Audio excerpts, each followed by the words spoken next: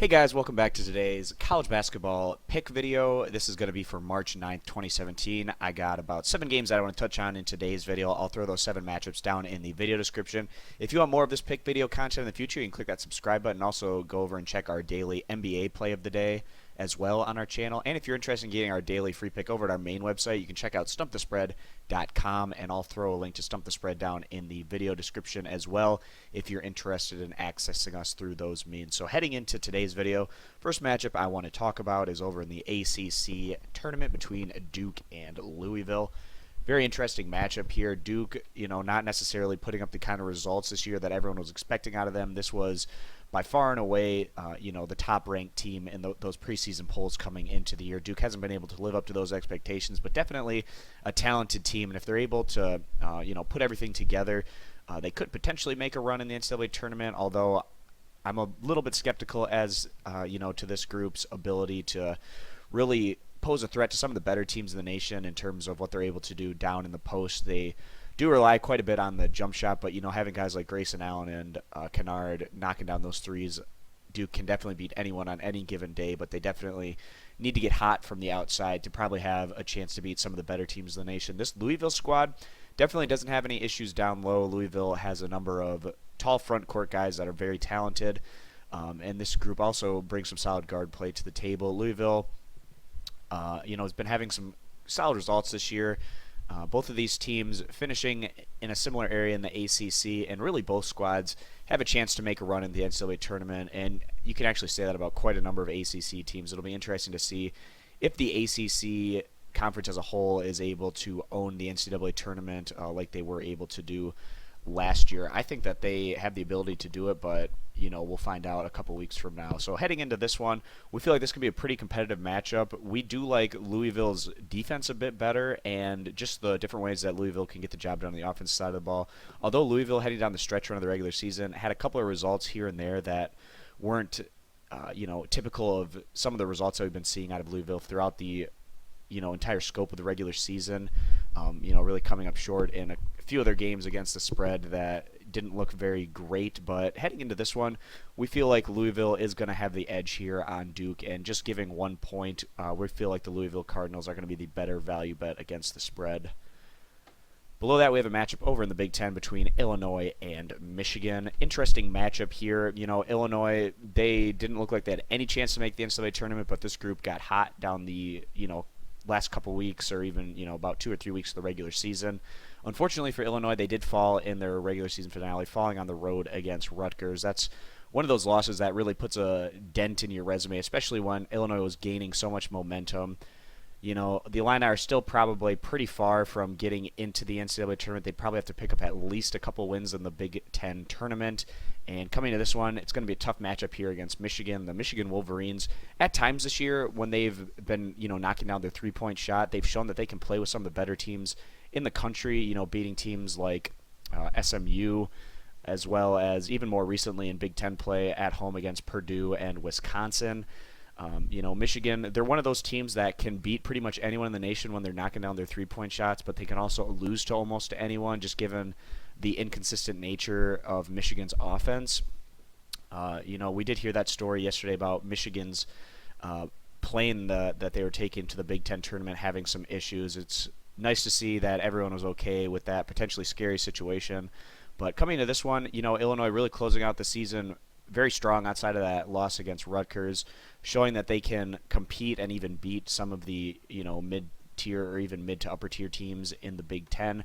We feel like this can be a pretty competitive matchup. These squads split their regular season matchups with the home team winning in each instance, and we really wouldn't be surprised to see this be more of a defensive battle, which also give these points a bit more value. So we see this spread shifting down from 6.5 to about 4.5 to 5, but even in that case, we still like Illinois with the points here as the better value bet against the spread.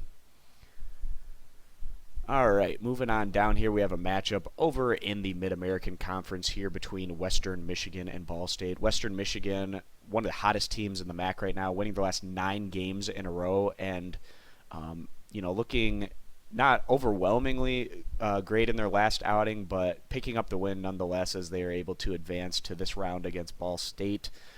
Both of these teams finished, as a tie atop the MAC by the end of the regular season. Both MAC West, they both went 11-7 overall. Western Michigan didn't put up the greatest results back during the earlier portion of conference play, but then they really surged on the end. Then you have Ball State, a veteran group coming into the year, bring back a lot of experience from the year prior's squad, and Ball State was a popular pick to win the weaker MAC West division this year, and they lived up to those expectations for the most part. Ball State's been more steady as you go, picking up some wins here, some losses there, not really going on any kind of extended runs. But Western Michigan playing with a ton of confidence right now. Wilder's really been stepping up and really taking control on the offensive end. Western Michigan has a much higher ceiling on the offensive side of the ball, we feel, than Ball State. And Western Michigan, more recently in their more recent matchup against Ball State at home, they went on just to completely demolish the Cardinals in that particular matchup.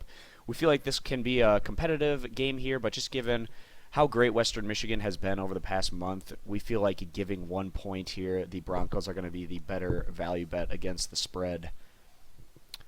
As we move on down here, the next matchup is going to be over in the Big 12 between Oklahoma State and Iowa State. Iowa State actually beat Oklahoma State in both of their matchups this year. Very earlier on, Iowa State was able to beat Oklahoma State on the road, and that was really before Oklahoma State started hitting their stride. And then more recently, at home, Iowa State had a tough time holding off Oklahoma State, but they were able to pick up that win as well. This is a situation where both of these teams really were playing some of their best ball of the year in the final month of the regular season, and this can definitely be another one of those very competitive matchups between these two teams. Iowa State, maybe not quite the same output on the offensive side of the ball as Oklahoma State, given how fast the Cowboys tend to play. But also, Iowa State ranks significantly better on the defensive side of the ball. We like the balance that Iowa State brings to the table. Oklahoma State can be a lot more streaky, given a lot of times this year they've been a sieve on the defensive end, and they really require a lot of, fast break opportunities to really stay in games and pick up those wins. Oklahoma State certainly playing great ball down the stretch as well as Iowa State, but coming into this one, we're going to go ahead and side with the team that's been a bit better on the defensive side of the ball and still has, a solid offensive potential and showing. So we're going to go ahead and side with Iowa State in what's a pick 'em right now as the better bet. All right, we're a little over halfway through the games I want to talk about in this video. The next matchup is going to be, let's see if I can find it here. All right, here it is. Down in the SEC between Texas A&M and Vanderbilt. Texas A&M, many thought would make the NCAA tournament this year. We were a bit more skeptical given all of the veteran talent that Texas A&M lost off of last year's NCAA tournament team. They did bring back their big man Davis, but he doesn't really move the needle probably as much as people were hyping him up coming into the start of the year. Definitely a solid defensive presence, but not a guy that you can just continually feed the ball down the post and expect him to get you, consistent buckets down there. Texas A&M, outside shot to make a run in the SEC tournament. Wouldn't be a complete shock, but we're fairly skeptical. Texas A&M, they have one of the better defenses in the SEC, but they've definitely had their struggles on the offensive side of the ball.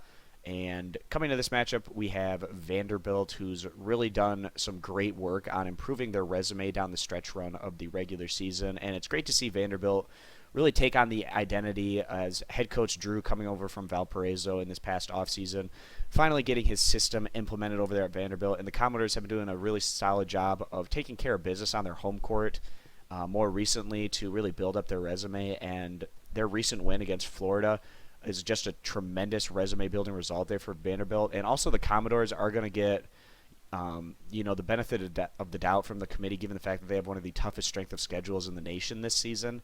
The committee tends to really like numbers such as that, and Vanderbilt will definitely that'll play into their hands as they try to get an at-large bid to the NCAA tournament if they fall short here in the SEC tournament. We really like what we've been seeing out of Vanderbilt. They have solid play in the interior as well as on the outside, and they're a very dangerous team from beyond the arc when they get things going. This spread has shifted up a bit. We liked it a lot better at the opener when Vanderbilt was just a 2-point favorite, but even at that 4 points right now, we feel like Vanderbilt's going to be the better value bet against the spread in this matchup. All right, moving on down here over to the Mountain West Conference, we have Utah State and Nevada. Interestingly enough, Utah State's actually had a decent amount of success against Nevada this season, which hasn't really been the case for most teams in the Mountain West Conference this year.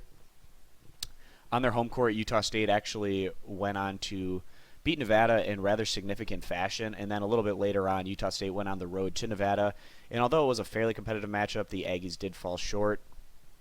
Utah State not having the kind of results they were hoping for this season, and really the Utah State basketball program, ever since they moved over into the Mountain West Conference, just hasn't been able to put up the kind of results that we were so used to seeing out of them in their previous conference, the WAC.